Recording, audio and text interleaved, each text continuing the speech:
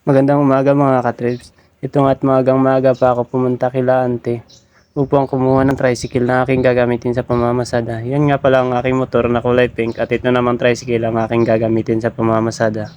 So maagang-maaga pa ngayon kaya tulog pa nga sila ante at hinayaan ko munang magising bago ko kinuha ang tricycle na aking gagamitin sa pamamasada.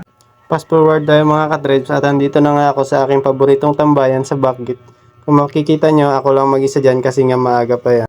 Ang ruta ko nga pala ay Bayan to San Juan at WPO. Maya-maya ngayon lang ay nakabiyahe na rin ako. Pagbalik ko nga sa pilahan ay meron na akong mga kasama. Dito na nga muna ako tumambay sa loob ng tricycle at napagtripan ko nga itong mga nakadisplay sa harapan ng tricycle ng aking pinsan.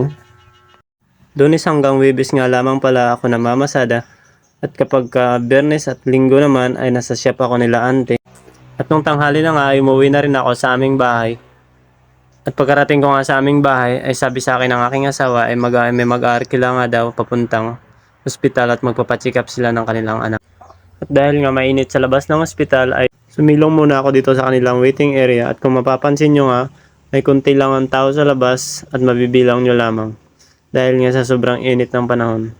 Ilang oras nga lang ang lumipas ay dumating na rin ang aking arkila at kami nga ay umuwi na rin. At pagkahatid ko nga sa aking arkila ay bumalik agad ako sa aking paboritong tambayan.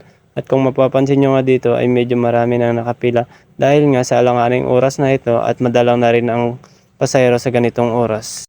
Pagpasensyaan nyo na mga katrips ang aking boses kasi nga medyo naninibago pa ako. At kita-kits na lang sa sunod na video. Bye! Ingat palagi!